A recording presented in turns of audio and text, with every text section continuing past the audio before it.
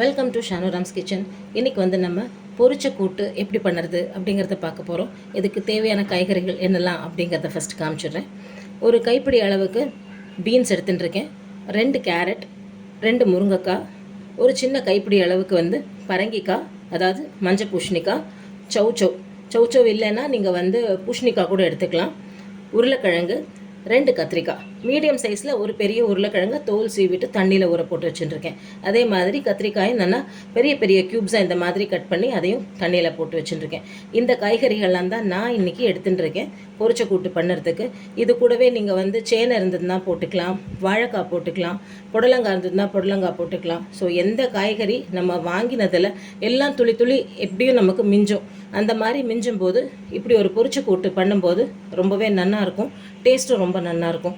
இது கூடவே வந்து ஒரு சின்ன குழிக்கரண்டி அளவுக்கு பயத்தம் பருப்பை நல்லா அலம்பிட்டு தண்ணியில் ஊற போட்டு வச்சுருக்கேன். அப்போ வந்து உங்களுக்கு காய்கறியோடு சேர்த்து போட்டு நம்ம இதை ப்ரெஷர் குக் பண்ணும்போது நல்லா வெந்து வந்துடும்.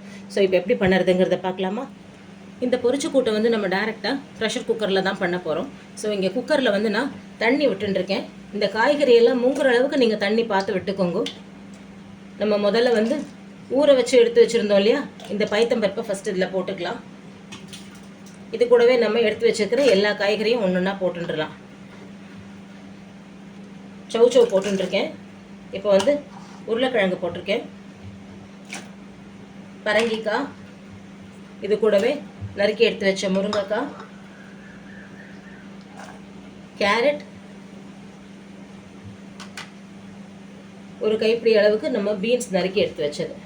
பீன்ஸ் வந்து எனக்கு பொடி பொடியாக நறுக்கினா வேண்டாம், நல்லா கொஞ்சம் இதுக்கு அவியலுக்கு நறுக்கிக்கிற மாதிரி கொஞ்சம் பெருசாக நறுக்கிக்கணுன்னாலும் நீங்கள் தாராளமாக நறுக்கிக்கலாம்.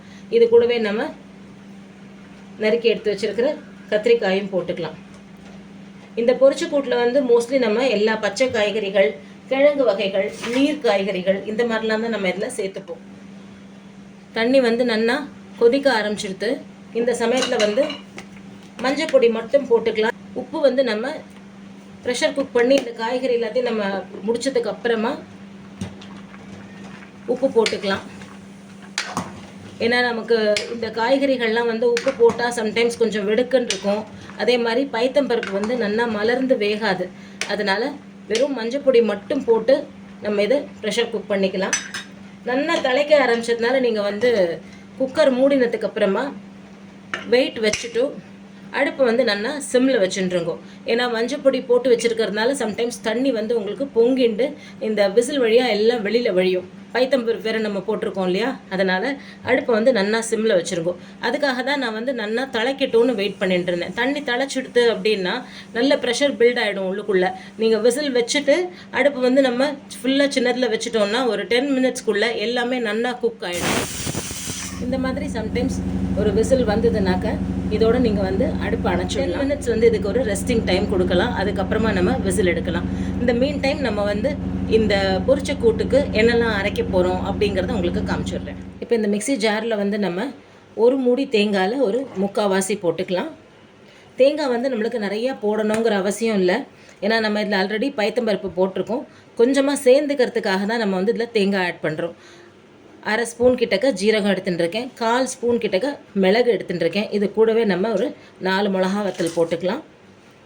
இப்போ இது எல்லாத்தையும் நல்லா கொஞ்சம் கொஞ்சமாக தண்ணி விட்டு நல்லா வழுமோன்னு அரைச்சி எடுத்து வந்துடலாம். நம்ம பச்சையாக எடுத்து வச்சுருந்த தேங்காய், வத்த மிளகா, ஜீரகம், மிளகு இது எல்லாத்தையுமே நல்லா தண்ணி விட்டு இந்த அளவுக்கு நல்லா மையாக அரைச்சி எடுத்து வந்தாச்சு. இப்போ நம்ம வந்து ப்ரெஷர் குக்கரை வந்து திறந்து பார்க்கலாம். அதோடய ப்ரெஷர் ரிலீஸ் ஆகிடுதாங்கிறது நம்ம செக் பண்ணிக்கலாம்.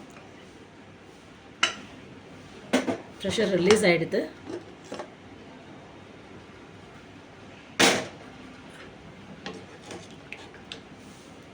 நல்லா சூப்பராக காயெல்லாம் நல்லா ஜம்முன்னு வெந்திருக்கு. ஒரு குட்டி டீஸ்பூனால் வந்து ஒரு 3/4 டீஸ்பூன் கிட்டக்க நான் உப்பு போட்டுருக்கேன்.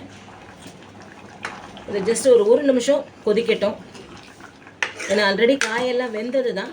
உப்பு போட்டதுக்கப்புறமா நம்ம ஜஸ்ட் வந்து ஒரே ஒரு தடவை இப்படி நல்லா கிளறி கொடுத்துக்கலாம். இப்போ நம்ம அரைச்சி எடுத்து வச்சுருக்கிற இந்த தேங்காய் விழுதை இதில் ஆட் பண்ணிட்டுடலாம். இப்போ இது எல்லாமே சேர்ந்து ஒரு நிமிஷம் நல்லா கொதிக்கட்டும். இந்த கூட்டை வந்து நீங்கள் பிசைஞ்சு சாப்பிட்றதுக்கே ரொம்ப நல்லாயிருக்கும். நெய் விட்டு நல்லா பிசைஞ்சு சாப்பிடவே ஃபஸ்ட் கிளாஸாக இருக்கும்.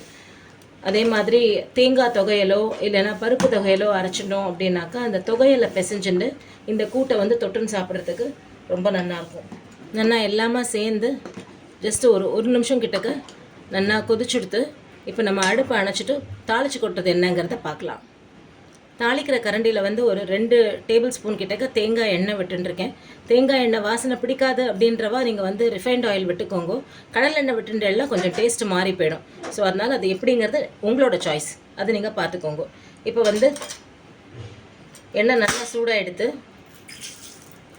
ஒரு டீஸ்பூன் கிட்டக்க உளுத்தம் பருப்பு போட்டுருக்கேன். ஏற்கனவே நம்ம வந்து மிளகா வத்தல் கூடவே கொஞ்சமாக மிளகும் ஆட் பண்ணிட்டு இருக்கோம் நம்ம அரைக்கிறதுக்கு. அதனால் கூட்டு வந்து நல்ல காரம் உப்பு எல்லாமே நல்லா பர்ஃபெக்டாக இருக்குது. இன்கேஸ் கம்மியாக இருக்குது அப்படின்னு ஃபீல் பண்ணேன்னா இந்த ஸ்டேஜில் நம்ம 1 இல்லை 2 மிளகா வத்தல் வந்து ஆட் பண்ணிக்கலாம்.